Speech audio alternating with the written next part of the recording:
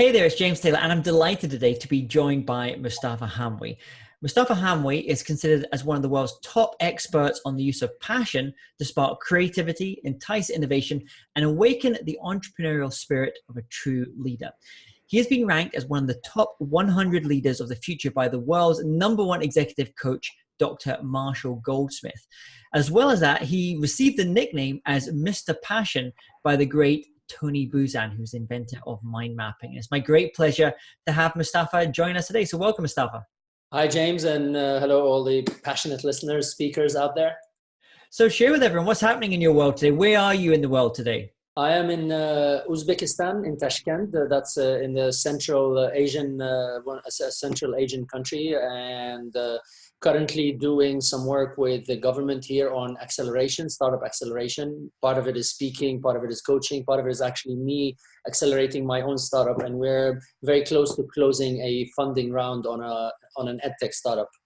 Amazing. So you've lived in different parts of the world. You were in Dubai, I know, for a long time as well. You know, I was in Uzbekistan.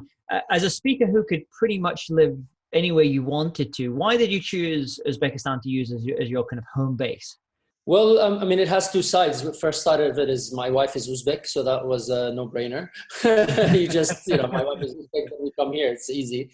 But also what I realized for a global lifestyle, and I talk about this in my book, Live Passionately, my upcoming book, you really need to know what's really important for you, so it's easy to say no to what's not important for you. And this way, your dollar gives you a lot more mileage also. So I know what I care for, I know what I don't care about, and everything else in between doesn't really matter. It's all compromisable. So being somewhere where your running expenses are very low, where you are not having to pay so much as the major cities, I realize is a big advantage, because when I need to go somewhere, I get on a plane and go. Otherwise, most of my expenses are taken care of at a lot lower costs. So that gives you options. Does that get a sense of freedom? You obviously, you talk about passionpreneur, being a preneur, and I know a lot of something that ties in a lot of entrepreneurs and speakers is this sense of freedom, having this kind of personal freedom, this autonomy over how they spend their days and their lives. Well, if you want to be free, you have to free yourself from two things: location and time. So as long as you can choose your location and time, the amount of money you need is not a lot. It's just about being smart on how to manage your dollars, which means for an entrepreneur, that money goes into business. And then slowly, all personal expenses are becoming business expenses, and kind of you have a merged lifestyle. Of course, that's not for everybody. This is for somebody who truly knows their passion and really wants to live what I call a life to die for. You really will, because you got to really know what's important and what's not. That applies to personal life, that applies to business. But when you apply it to both and you have clear decision-making criteria, even yes or no or negotiations for a business deal, totally different. Now, something we actually share a number of things in common. The first is we both kind of came from the world of events, live events. For me, it was working with music industry and in different parts of the world. I know you worked a lot in terms of nightclubs, events in Dubai and different parts of the Middle East. And then we both made transitions in our careers in terms of being speakers. And we both did it pretty fast in terms of getting that first stage up. Something that you did very early on, I know to kind of really help you get known in your field and amongst other speakers and experts, was you interviewed 160 leaders, top leaders. So first of all, tell me about that transition and making that decision to go and do something as intense as that, interviewing all these top leaders. So let me rewind a little bit. I mean, you said I used to run one of the biggest event agencies in Dubai up until about the crisis, 2008 till 2010. And did some consulting, and then bought a one-way ticket to India on my soul search journey.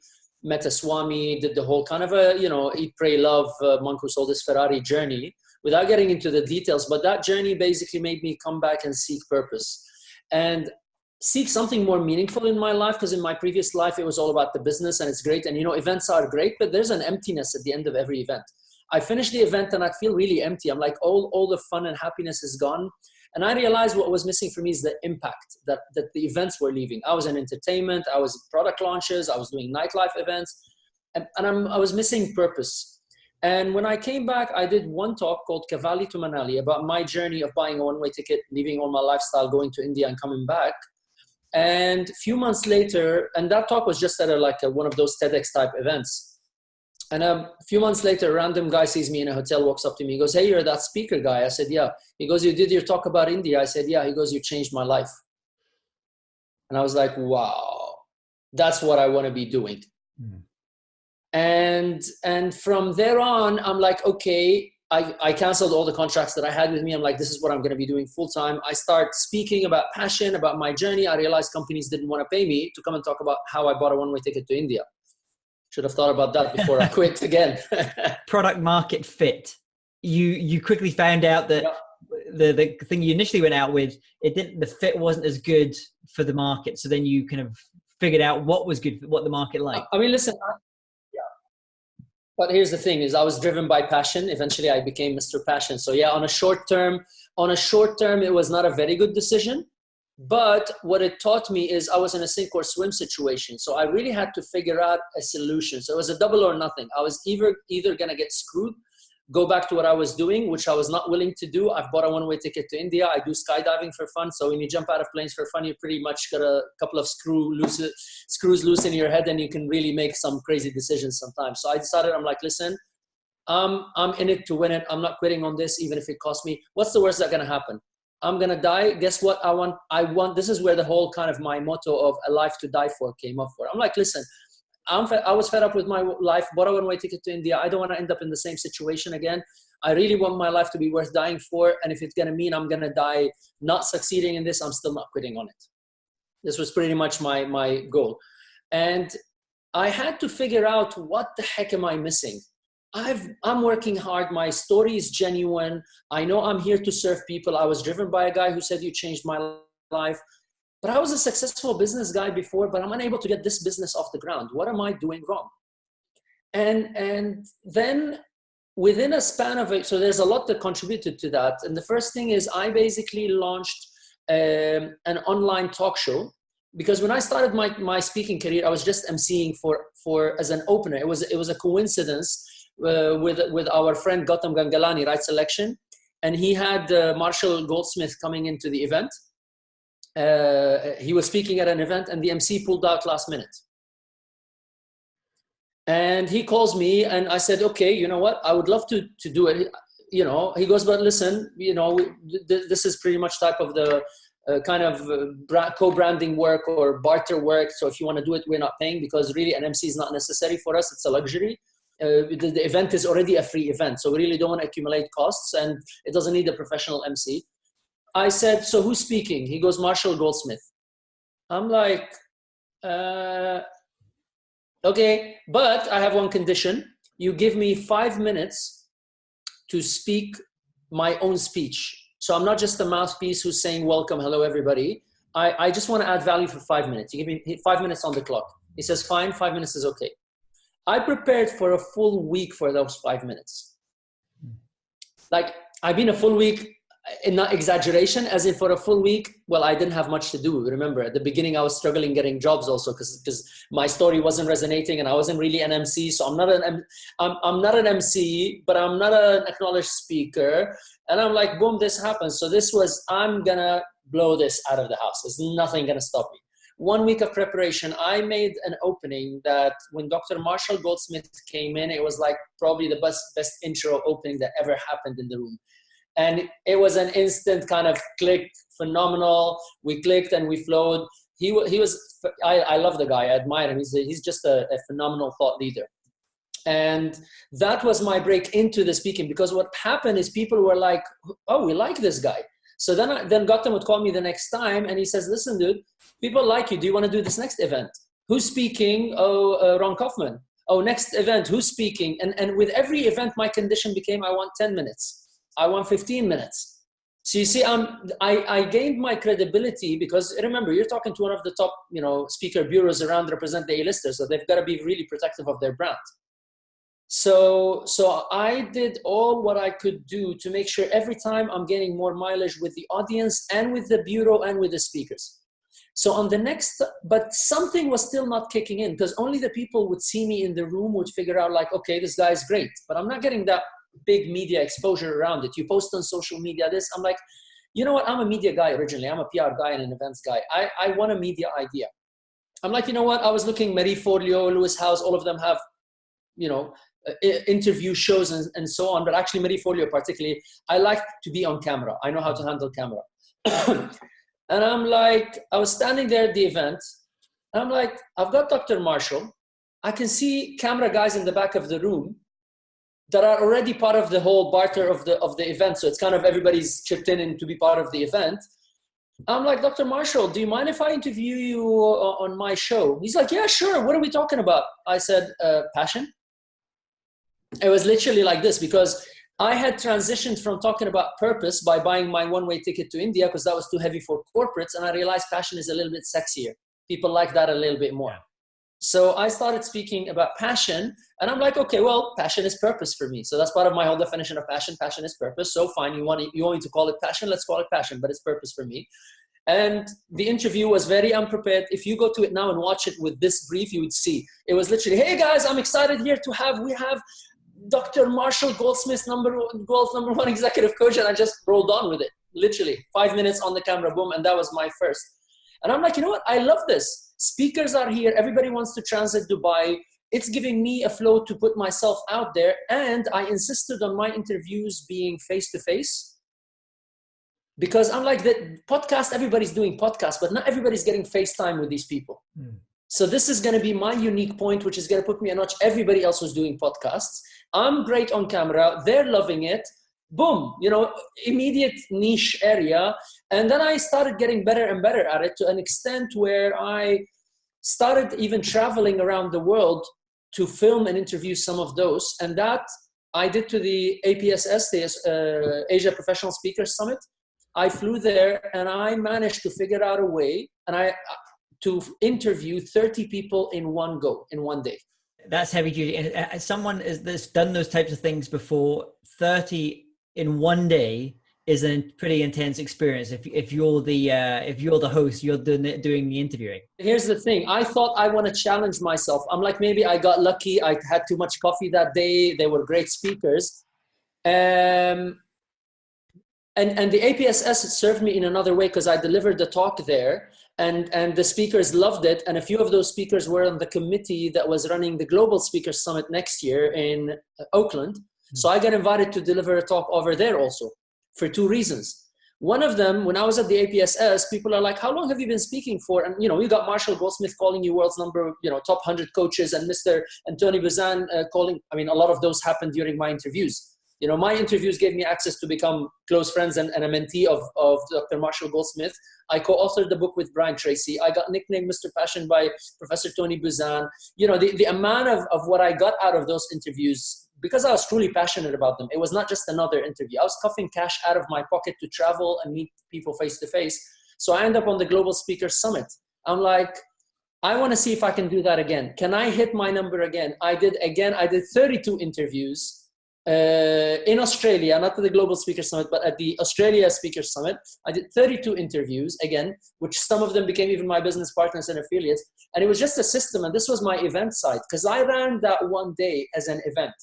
From the minute to the registration, you know how you automate a lot of what we did? Well, I took that to the next level, because there's physical interaction. Reminders, SMSs, guidance in the hotel, directional signages, waiting area outside the room, having two computers with two chips. While the camera guy finishes with one interview, he disconnects it so he doesn't run out of battery and out of chips. So I basically spent a little bit more than needed on some cost, but that gave me 200% mileage. So now I do this, I can like cough up a year worth of interview in 48 hours. And for anyone watching or listening to this just now, the point we want to get across is, imagine if you did what Moustafa did in your area niche. You know, in every area or topic, there's usually a couple of big conferences a year. What if you did a deal with that conference and said, listen, I will be the, I said, yeah, I'll be the consultant as part of this, and I'm going to do all these interviews, and we'll maybe give you could do a little bit of bartering, even getting space, and we'll give you a little bit of content that you can use for social media, and then we take the main content and we can use that as well. So just really quick, and I guess this goes to your entrepreneurial nature, your very kind of entrepreneurial thing. And I'll give folks that are watching this another little hint into Moustafa's entrepreneurial nature. I was speaking in Dubai recently, and I was one day I was in Dubai, next day I was in Abu Dhabi, and you came along. We got a chance to meet, and you're a Speakers U member as well, part of our Speakers U tribe, and we were talking in Dubai. But you know what's like events, they're really busy, and like how can we like spend some proper time together, some focused time together? And you, quick as anything, said, let's share a car together, head back to Abu Dhabi, which is about 75 minutes drive or something. And so basically together we talked, we brainstormed for that 75 minutes. And I think that's that mindset of being open to being creative, to being innovative, to being open to trying different things and being improvisation. I think you're someone that's very good at that. But something also I've noticed that you're quite different from a lot of other speakers out there.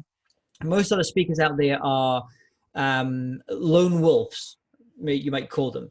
But you've always been pretty good at building teams around what you do to kind of support you. And one of those is, I know you have your speaking, but you have another part of your business as well, which is all around the publishing side. So describe to people, that publishing piece, what that's about and how that kind of supports what you do and how you built a team around that. So we basically, I mean, first to your point about collaboration, one thing I learned from being in the nightlife, you cannot have a party on your own. So really, it's unfortunate. A lot of the speaking industry, I mean, it's changing, but there is a lot of it, as you said, that everybody is in that lone wolf space and they feel lonelier and lonelier and they don't like it, but they don't know the solution. And the solution is just understand that the pie is big enough for everybody. The business is evolving. You don't know who's going to help you. And I like to call that co-opetition. We kind of compete, but it's a sport at the end of the day. I don't hate the person who's racing with me in the race. It's kind of, good luck to the best prepared and may the best win. And if not, it's a sport. I'll win some, you win some. There's enough for everybody and we grow an industry. That's always been my thinking. I come from that space. So in the journey of getting myself acknowledged, yes, the interviews did great for me. And the more I did, the better I did. And by the way, another use of all of this interviews is now we have a system where we distill those into books. So my upcoming book, Live Passionately, is pretty much a distillation of those 160 interviews. Some people I actually interviewed twice. One was about, like Dr. Marshall, I interviewed twice. One was about passion. The second interview, I actually did a spin-off version, which I haven't released to the market yet, about 30 episodes around the secrets of the world's most passionate speakers. Because I want to know how passion contributes to making you a better speaker. So it's just that, I already have in the pipeline so many books out of these interviews, so much social media content, so much, like it's been almost a year I haven't added new content because I have so much content that I can recycle and cut and chop and play and with. It's an asset base. And I made some amazing contacts. So I'm like, one thing is missing. A lot of people have, I have a differentiating factor on the video and the personal and the quality and all of this. But here's the thing. Still, everybody's got online content. Everybody's got videos. Everybody's got podcasts. So it gives me an aha when somebody sees these numbers and they see me next to them. But until they do, you're drowned in the crowd of internet of everybody interviewing everybody. I'm like, I need something else to step up my game. So in 1 year, I became acknowledged as one of the top 100 coaches in the world. Second year, I speak at the Global Speakers Summit. It's all great, but there's something else that needs to set me apart. Because as you said, I got in there, I found the industry, not generally, but some people not necessarily collaborative. And I'm like, well, I'm used to working with people, so I don't know what to do. I need to stand out a little bit from the rest. And I realized all those major speakers were authors. And I had seen that Brian Tracey co-authored books. So when I interviewed him, I'm like, perfect opportunity. I'm like, Brian, I love, I'm a fan of yours. We've been working. I've done a couple of times with him when he came. We became very close friends. And I said, how can I co-author a book with you? And then he offered me a solution. So we worked on that collaborative book. And then I became an author. And that immediately took me from just a speaker, because yes, there's CSP and all of that. But until you do it, anybody can call themselves a speaker. And I'm like, how can I take that a level up? And the book made me an author. And an author really requires you to produce a book. It's not as simple as calling yourself a speaker. Although not all speakers are made equal, but an author gave me that step up above the rest of the speakers that were around. So it made it easier for a client to say, you know what, if they haven't seen me live before, they would say, well, this guy's an author. I always say author equal authority. Mm-hmm.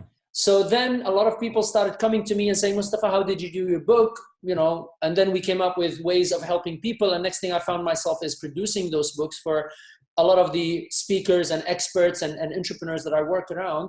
And we have multiple solutions where one of them, we could take the interviews. If we structure and coach you on how to run these interviews, pre-planned, all of those get converted and become a book.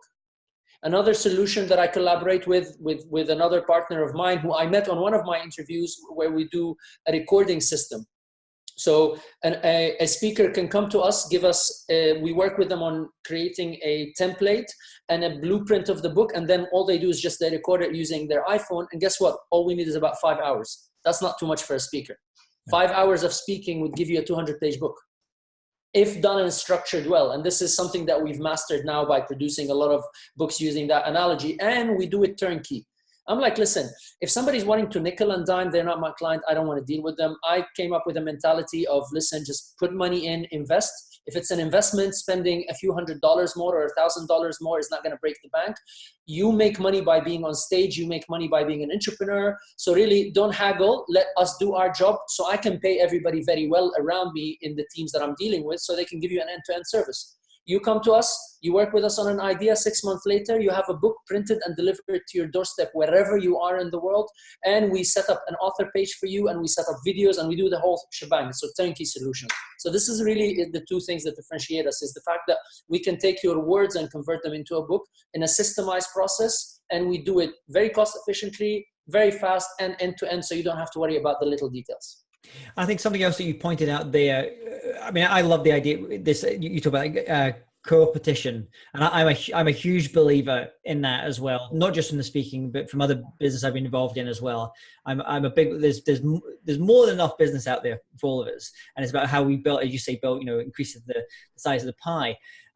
But in doing that, you also you're recognizing who your kind of ideal customer is, where you said, I don't want to be working with someone that's nickel and diming it. I remember talking to you before. Obviously, there's lots of solutions out there for people to go to work with the publisher, somebody can help them get Amazon directly, whatever it is. Yeah, I mean, there's all those services out there. But you'd picked up something which I think is definitely strong in the Middle East, like places like UAE, and also in a number of other countries as well. And when you're working with more C-suite people as well, they want a service. They don't want to be going in there setting up their Amazon KDP accounts or, all these kind of things that you have to do. They just say, I just want to hire the best. I want to be able to work with that. So you've identified your place in the market, your ideal type of customer there as well. And yeah, there's other people out there that let the competition have them. That's not the customer that I'm trying to go for as well. Just pulling back a little bit to your speaking side though. So you've been building all these things, the video side, building that branding that way. You've been, obviously you've got the publishing pieces, going back to the core of the speaking, getting up onto those stages. Can you tell us about a time when you out there, you were giving a speech, you were working on something and you put everything into it, but for some reason it didn't work out like you'd hoped? And more importantly, what was the lesson that you took from that experience? So you're talking about every single event, no? I mean, you're living in a dream world if everything goes according to plan, man. I've been doing events in different angles, whether on stage or off stage, for about 20 years, and not a single time it goes according to plan. I mean, it goes perfect to plan and something else goes wrong somewhere else. Some odd guy opens the door and walks through halfway through the presentation. So really, there's always something. That's the fun. But I had a couple of good learnings to say on my journey. Being a perfectionist and being so passionate and wanting to always stand out in what I do, I kind of complicated my life a little bit with the quality of the presentations that I deliver, from a fact that they're a little bit more complex. They require everything to be theatrically organized. So everything has to be exactly where it's meant to be, because I put so much energy and passion to it, and it's more like kind of a show. I'm on fire, I'm putting it in. So I need a pretty much full production team for something like this. And this is something at the scale, when you go up, is what Tony Robbins does. He's got a front of house team, of maybe 20, 30 people in the back room. It's a rock concert type of production. So because of that, my presentation runs in an order where I speak in a certain way. So I need my computer in a certain position and I need certain connections. So yeah, talk about being a prima donna in a way, but that definitely makes a huge impact on my delivery. And at the beginning, first year always still, but first year I had almost a 0 error margin. Everything had to be perfect to the point. And guess where the biggest mess up always happens is not relating to you, relating to somebody else. So, somebody from the technical team thought they knew better. Although I asked for something, they provide something else. And they're like, oh, well, give me your presentation. I'm like, I'm running on a Keynote on a Mac. You're running off a PC on PowerPoint. You're talking to me about 2 days worth of work of redoing a full presentation to give it to you with the animations and everything. It's not going to happen now. I lost my temper and kind of a bit, started kind of yelling at the AV guys and everything because it was a big project for me, and they kind of screwed up royally because I was going to go on stage and be below average, to say my presentation is not functioning. The transitions, the fonts, the colors, everything was out, and I had spent a lot of time and money on this. So in a way, that was not really good because it also caused a bit of tension and friction around. And of course, the client came and interfered and he was apologizing, but it brought a lot of unnecessary tension and friction. So I kept on trying to develop a detailed technical writer. Then I realized the guys never read it. Then I started adding up on the bottom, you have to sign. I want to know who's the actual person and get their number so I can call them in on that day and say it's your mess up. But at the end of the day, I'm like, well, it's still messed up. So eventually I'm like, you know what? I started transforming a lot of the things and I started carrying my own stuff. You don't have an HDMI cable? I have a 10-meter HDMI cable wherever I go. You don't have a clicker? I have 4 or 5 clickers. I have all the adapters. I have all the card readers. I pretty much carry a very heavy bag when I go, but I'm like at the expense of losing the energy and the flow. And I made it now something that's a KPI for me, that the experience for everybody involved in the event is great. So and that became apparent when a few clients recently, Pfizer, I did an event for Pfizer in Baku in Azerbaijan, and they sent me an email, and that was for me like, yes, it took me a couple of years. I'm like, what is it that you enjoyed? He says, we got amazing feedback from everybody that was available, not only about your talk. The experience of you being with us in the event from beginning to end. You came before, you stayed after for lunch, you talked to people, the whole experience. And that was a big aha, because, evolving from being just about the speaking, where fine, I mastered my craft of, putting myself as one of the top in the world in what I do and what I deliver. But then I started moving horizontally as a business and say, what's my customer experience? And this is something I benefited when I interviewed Ron Kaufman. You see, the value of these interviews is not only about media. When you're doing it with all heart, you're learning. You're sitting with the world's best of the best, looking them in the eye and asking straight questions. Those 160 interviews made me a different person. And I evolved from being just a speaker into thinking of myself as a business. And I'm like, what's my customer experience? From the beginning, they want to book me to the minute they finish everything. And yes, sometimes the technicals are not going to go perfect, but I've made up for it in so many ways. My speaking is already above average. I'm happy there. Let's not complicate it and use the energy in other areas. And it's interesting. I mean, that you're absolutely right. Like creating that entire experience. So when the teams after the event, when they all do their debriefs as well, and so the speakers, oh, Moustafa, yeah, fantastic, really delivered. And also he was great because he came in before and he was speaking to the sponsors and all that that actually all adds up to a huge amount. And I think when it comes to technology, I'm the same as you. I'm a bit of a perfectionist on a lot of things. And so I carry my pack with me. My bag goes with me to all the speaking gigs, even though it adds all the weight to the luggage we carry. And I at one point I actually had to kind of make a decision because I was getting more and more levels of complexity in the types of presentations I wanted to give. And you would get to certain places. I was in Saudi Arabia speaking recently, and the AV team just not going to happen. No, it wouldn't. So I've actually moved completely back the other way, and simple, very simple fonts as well, because that's, especially if you're moving back and forth between Macs and things, that can get screwed up sometimes. And I've actually been going a little bit more minimalist, and then trying to then, in terms of presentation, the visual presentation is more minimalist, so I can then amp up the actual the me bit on stage and interaction with the audience. And so yeah, so it's finding that blend about what's right for you, because sometimes you can go to those events. I spoke at one last week, and the AV team were awesome. Like they were just on it. Like everything was like they knew it before we needed it. But then that's not all of them. But remember, at early on, I didn't know what I didn't know. And the only bet I was playing was as a speaker. So really my goal, I had a certain goal. I'm like, I am going to be one of the best in what I do, not only because I believe I'm a good natural born speaker, but also there's skill. You see, in Passion Mastery, I talk about, there's talent, there's knowledge, and there's skill. A lot of people depend on talent, and talent is not enough. Talent can make you hustle, but you don't play top sports. And you know what I learned this? I did an interview with Tasha Danvers. She's a two-time Olympian, US Olympian team. So on one of my interviews, she said, in Olympics, everybody's good.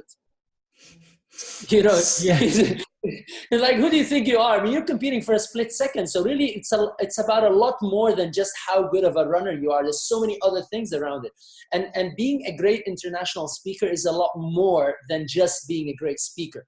It's how I've seen you, and this is why I love when we clicked well. It's like the systemization and how you conduct business as a business, not just as I'm a speaker. Yeah. And funny, coming from an events guy and a serial entrepreneur, but at that time, I wanted to build my skill set as the talent, as the speaker.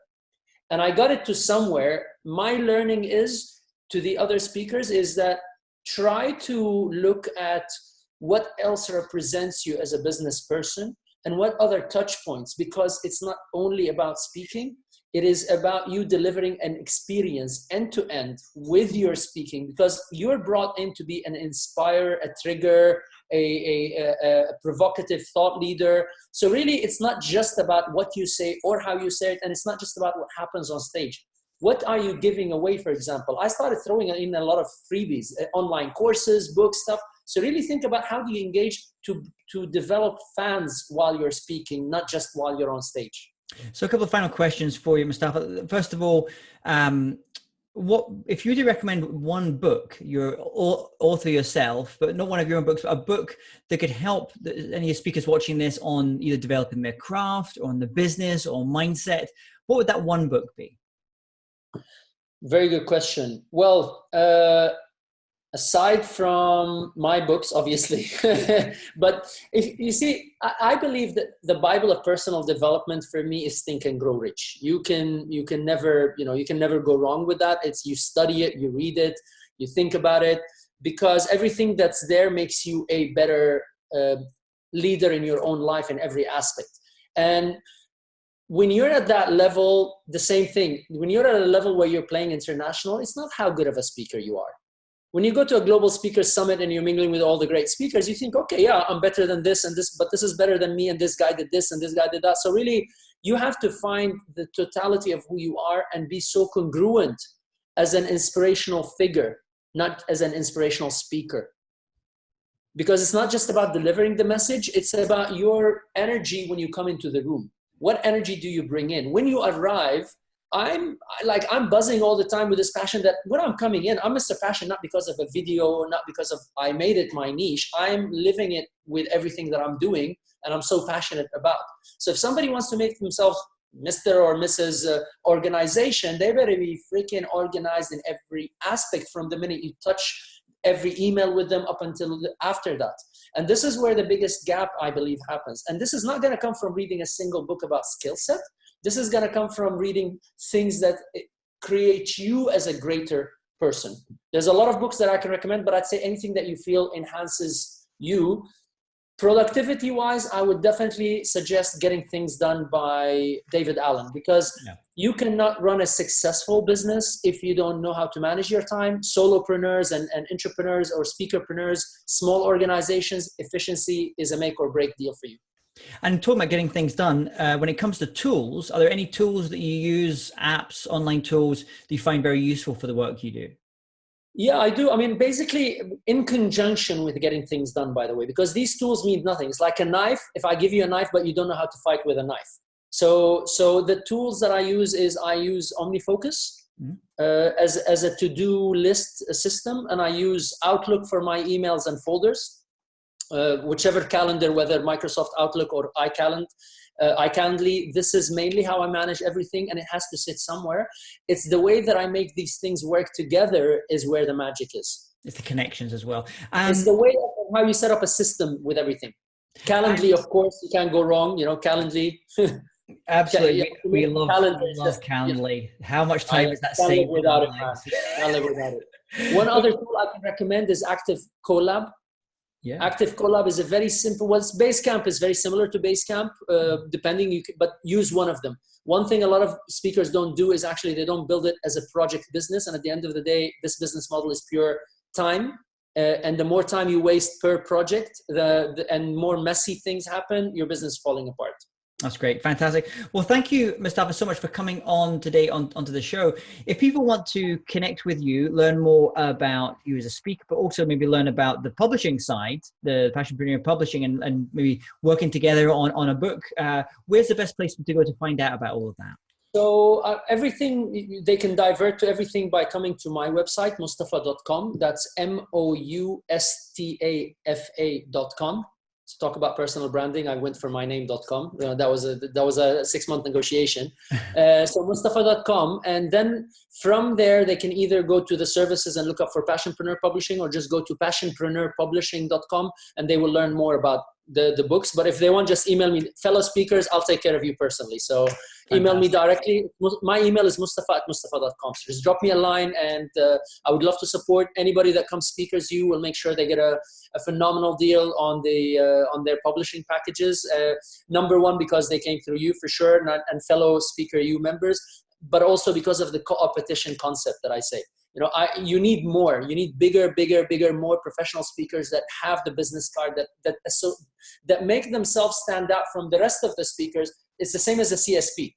CSP stands out from other speakers, and an author would stand out from other speakers. So I want to create more of those. Well, Moustafa, thank you so much for making that offer to everyone that's watching just now. Thank you so much for coming on the show. I wish you all the success with your speaking. I'm looking forward to, we'll be sharing a stage, I'm sure, at some point in the future, somewhere in the world. And until then, have a wonderful, wonderful week. Thank you very much. And thanks to you and to all speakers, you fellow members. How would you like to get paid to travel the world to share your message and expertise? How would it feel to get paid $5,000, $10,000 or $25,000 to travel first class and stay in 5-star hotels in exotic locations? What I've just described is the lifestyle of international keynote speakers. And you can join me and over 100 of the world's best keynote speakers and speaker trainers as they reveal their secrets to becoming a better speaker and getting booked to travel the world as a professional keynote speaker. And best of all, as it's an online summit, you don't even have to leave home. Plus, it's not going to cost you a single dollar, euro, pound, ruble, peso, or yen if you sign up for the free pass at internationalspeakerssummit.com. You're going to receive access to never seen before video interviews with over 40 of the world's best keynote speakers. In addition to this, you'll get access to archive interviews from some of last year's summit guests. So in total, you'll be able to watch in-depth interviews with over 100 incredible speakers and speaker trainers. You'll learn how to find a theme for your keynote presentation, how to craft your talk, how to get booked as a speaker, how much to charge, and ways to get paid to speak on stages all over the world. So what are you waiting for? Head over to internationalspeakerssummit.com now.